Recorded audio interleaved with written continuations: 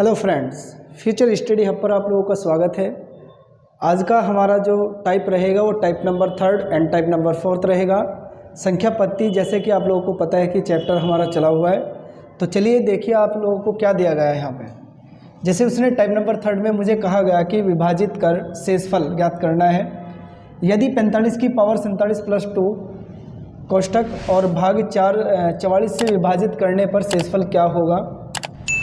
देखो एक बात मैं आप लोगों को बता दूं, वैसे तो इसको हम लोग और भी मेथड से अप्लाई कर सकते हैं, लेकिन एक जो सिंपल सा तरीका जो मैं लेकर आया हूं आप लोगों के लिए, एक नोटेड आप लोग देख सकते हैं यहाँ पे। जैसे नोटेड के अंदर मैं बता रहा हूँ आप लोगों को कि यदि समघात है, यदि समघात है तो क्या लेंगे, और यदि आप लोगों का विषमघात है तो क्या लेंगे।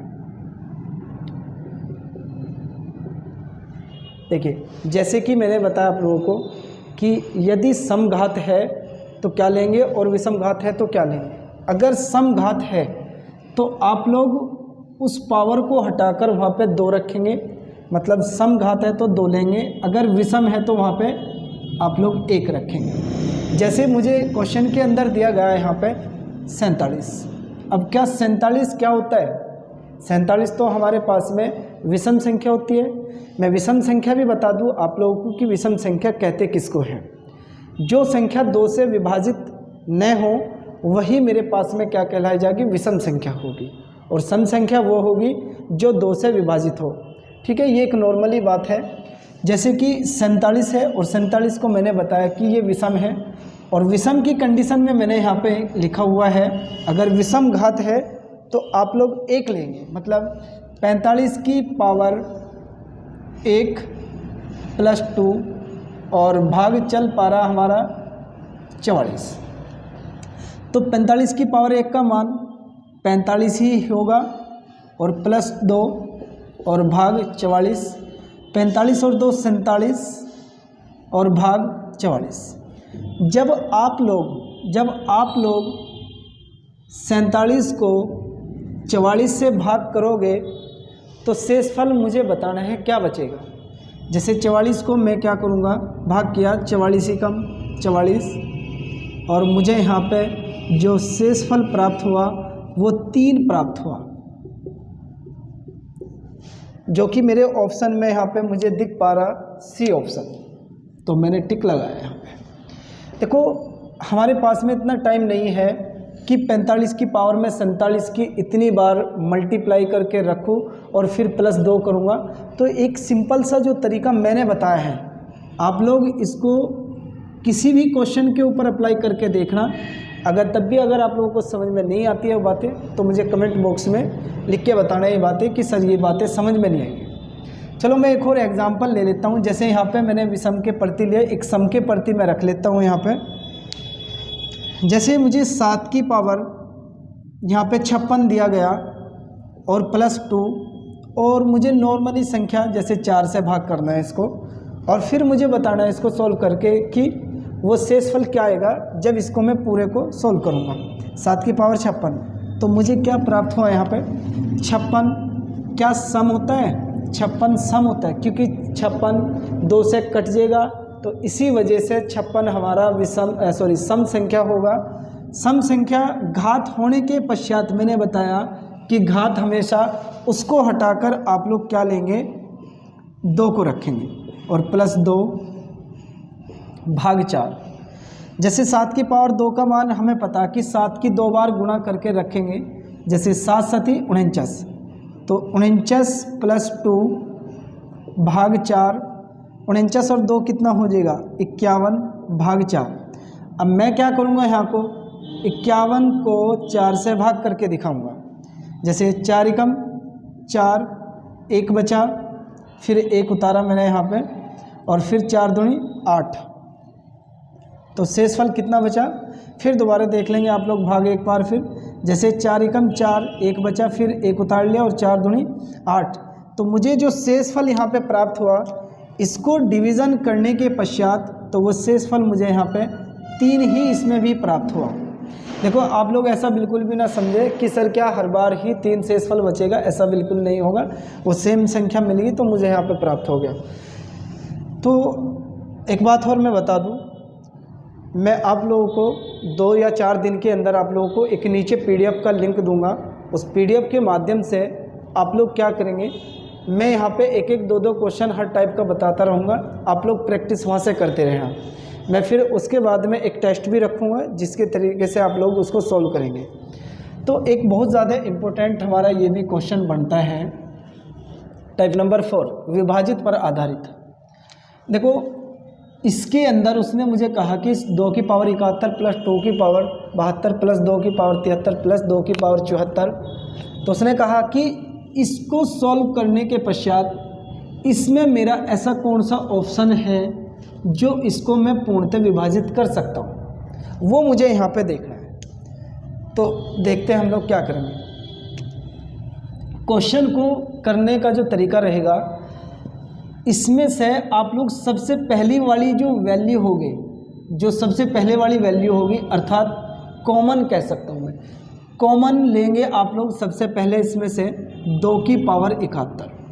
जैसे ही आप लोगों ने 2 की पावर 71 कॉमन लिया यहाँ पे, ये तो पूरा का पूरा यहाँ से उठकर आया और यहाँ पे मुझे मिला 1 प्लस, जब 2 की पावर 71 आप लोग लेकर आए बाहर, तो 71 मतलब बाहर आ गया, 72 में से 71 बाहर आया निकल कर, तो क्या 2 की पावर 1 घात बचेगा या नहीं बचेगा? 2 की पावर, यहाँ 2 की पावर कितना बचेगा? 71 घात बाहर आ चुका है, तो यहाँ पे 2 बचेगा। और यहाँ पे 2 की पावर कितना बचा भाई? 2 की पावर यहाँ पे बचेगा हमारा 3। तो चलिए चलते हैं इसको लेके फिर साथ में। अब यहाँ पे मुझे 1 प्लस 2 की पावर 1 का मान कितना होगा? 2, और प्लस 2 की पावर 2 का मान कितना होगा हमारा? 4, और 2 की पावर 3 का मान कितना होगा? ये बातें आप लोगों को समझ आनी चाहिए कि मैं कैसे कर रहा हूँ। जैसे 2 की पावर 2 का मान किस तरीके से निकाल पा रहे हैं हम लोग, 2 की 2 बार गुणा करना, 2 दूनी 4, और 2 की पावर 3 का मान किस तरीके से निकाल पा रहे हैं, 2 की पावर 2, और ये सॉरी 3 बार हम लोग लिखेंगे, तो 2 दूनी 4 दूनी 8, तो यहाँ पर 8 प्राप्त हुआ मुझे। ठीक है, तो 2 की पावर 71 साथ में चला। अब इसको हम लोग टोटल कर लेते हैं। जैसे 8 और 4 12 और 2 14 और 1 15।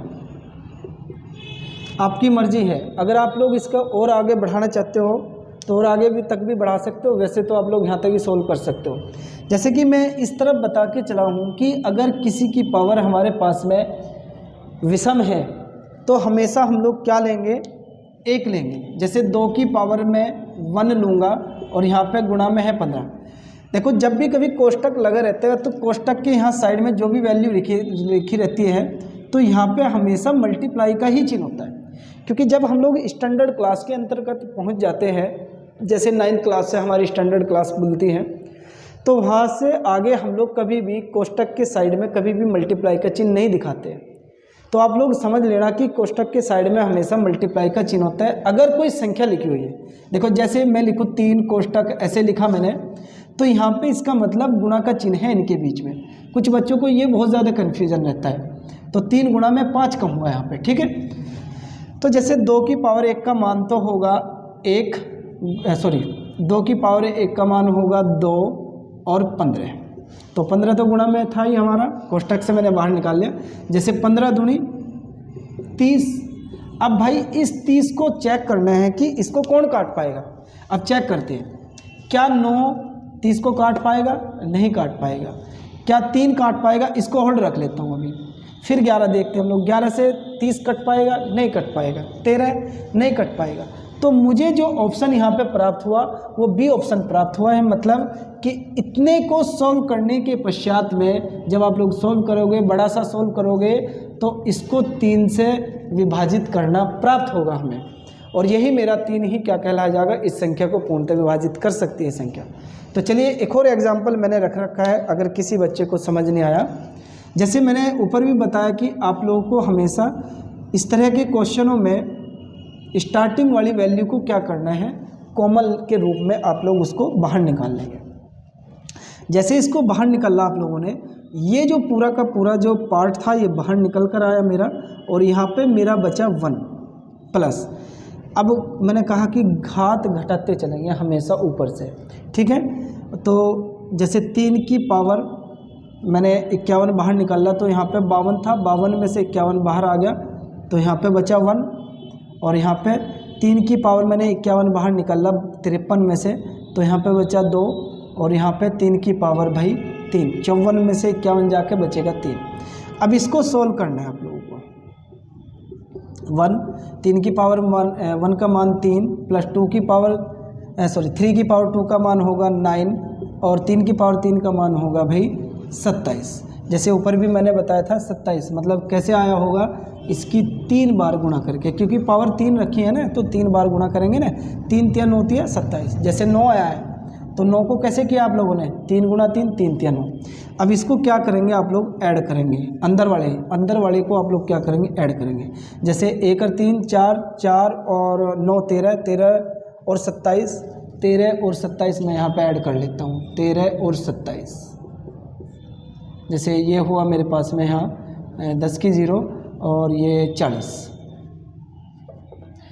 तो यहाँ पे जो मुझे 27 और जो 13 प्राप्त हुआ वो 40 प्राप्त हुआ है। ठीक है, एक बार फिर जोड़ लो। देखो जोड़ने का एक सिंपल सा तरीका भी बता देता हूँ मैं, कि जब भी कभी आप लोग जोड़ते हो और इस तरीके से ना जोड़ना पड़े आप लोगों को, तो आप लोग कैसे करेंगे, 0 वाली वैल्यू बना लिया करो। जैसे कि मुझे दिख पा रहा है यहाँ कि अगर मैं 9 को 1 दे दूँ तो 10 हो जाएगा, और 3 को और 27 को ऐड कर लूँ तो 30 हो जाएगा, 30 और 10 40 हो जाएगा। ठीक है भाई, जैसे ऊपर में बताया था आप लोगों को कि हमेशा जब भी कभी घात और विभाजित के रूप में कहा जाए तो विषम अगर घात है तो विषम के रूप में हमेशा हम लोग 1 लेंगे, अगर सम होगा तो सम के रूप में हमेशा 2 लेंगे। तो यहाँ पे मुझे दिख पा रहा है जैसे 51 है, 51 मुझे पता है कि विषम है, क्या आपको भी पता है विषम ही होता है ना, तो मैं क्या करूँगा, इसको 1 लिया यहाँ पे और इंटू 40, तो 3 गुणा 40 इक्वल टू, जैसे 4 3 12, 120 प्राप्त हुआ। तो 120 को यहाँ पे कौन काट सकता है, ये चेक करना है। 2 भी काट देगा, 3 भी काट देगा, लेकिन 7 नहीं काट पाएगा। तो ऐसा ऑप्शन भी रखा हुआ है जो 2 और 3 दोनों मिलकर काट देंगे, जो कि मेरा क्या होगा, डी ऑप्शन होगा। देखो एक बात और बता दूँ, कोई भी बच्चा इससे शॉर्ट नहीं कर पाएगा, ये सबसे बेस्ट तरीका है। वैसे अगर मैं लॉन्ग आप लोगों को दिखा दूँ तो सर के ऊपर को चले जाएगा इसका मेथड। मैं अगर आप लोग चाहते हो तो मैं एक तरीका आप लोगों को समझा रहा हूँ कि किसी बच्चे को अगर ये डाउट हो कि सर आपने ये 2 की पावर 71 तो कॉमन ले लिया, लेकिन ये नहीं समझ आया कि चलो यहाँ तो मान लिया कि आपने ये बाहर रख लिया, लेकिन यहाँ कैसे रख लिया आप लोगों ने। भाई ये हम लोगों ने ऐसे रखा। अगर आप लोगों को स्क्रीनशॉट लेना है तो स्क्रीनशॉट ले सकते हो। मैं इसको रफ़ कर रहा हूँ क्योंकि मैं नीचे रफ़ कर रहा हूँ, ऊपर वाला रफ़ नहीं कर रहा हूँ। यहाँ पे समझा दूँगा उस चीज़ को मैं। तो देखते हैं आप लोग कैसे करिए हम लोगों ने ये बातें। देखो जो चीज़ हम लोग कॉमन लेते हैं, कॉमन लेने का मतलब होता है विभाजित करना उस चीज़ को। ठीक है भाई, जब आप लोग 3 की पावर 51 को कॉमन लोगे तो कॉमन का मतलब होता है भाग करना उसी संख्या से जिसको आप लोग कॉमन ले पा रहे हो। ये बात तो पता होगी आप लोगों को। ये तो 6th और 7th 8th क्लास में खूब बढ़िया तरीके से सिखाई जाती है। मैं 51 ही तो कॉमन ले रहा हूँ, तो 51 से ही तो भाग करेंगे।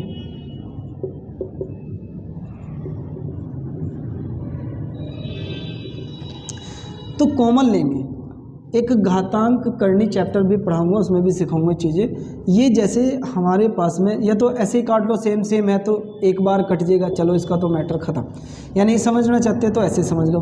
भाई 3 की पावर 51 तो था ऊपर, तो ये ऊपर की तरफ पहुंचेगा, 3 की पावर -51 में पहुंचेगा। घात नीचे वाली जो होती है चिन्ह चेंज कर दिया हमेशा। अगर प्लस है तो माइनस हो जाएगा, माइनस है तो प्लस हो जाएगा, प्लस। अब जैसे 3 की पावर 52 तो ऊपर है ही है, अब ये ऊपर की तरफ पहुंचेगा। 3 की पावर -51 पहुंचेगा, प्लस 3 की पावर 53 इंटू, और इधर जो पहुंचेगा मेरा 3 की पावर -51 प्लस 3 की पावर 54 इंटू 3 की पावर -51।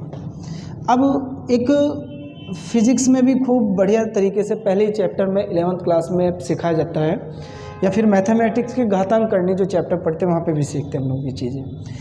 वहाँ पे बताया जाता है कि जब आधार बराबर हो तो गुणा में घात जोड़ दी जाती है।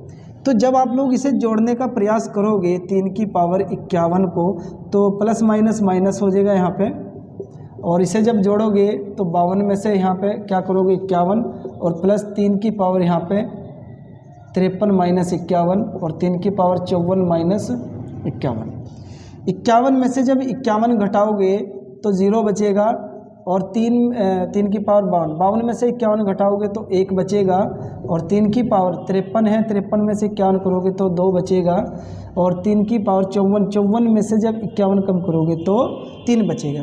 अब एक बात मैंने आप लोगों को समझाई थी कल वाली वीडियो में कि जब भी कभी किसी की भी पावर शून्य हो तो उसका मान हमेशा 1 होता है। तो क्या 3 की पावर 0 के स्थान पर मैं 1 नहीं लूँगा? अरे 1 लेंगे या नहीं लेंगे? तो इसके स्थान पर 1 ले लेंगे। तो क्या ये जो बात मैंने इतने जो ये ड्रामा मैंने किया, ये इतना ड्रामा, ये सब वेस्ट रह गया मेरा। तो बेस्ट तरीका मैं इसलिए बताऊंगा कि वही बेस्ट तरीका रहेगा, सिंपल तरीके से कि घात को घटाते चले जाइए। देखो दोस्तों, मेथड तो मैं आप लोगों को न जाने मैथमेटिक्स के कितने दे सकता हूँ, रहा शॉर्ट ट्रिकों का तो शॉर्ट ट्रिक्स भी मैं बहुत सारी दे सकता हूँ आप लोगों को। लेकिन अब एग्जामिनर क्या करने लगा, अब जा एग्जामिनर थोड़ा कॉन्सेप्ट को क्लियर करवाने लगा, क्योंकि शॉर्ट बेस पर जो क्वेश्चंस आते हैं वे कभी नहीं एग्जामिनर पूछेगा, और हमारा मेन मकसद है नौकरी प्राप्त करना, और एग्ज़ाम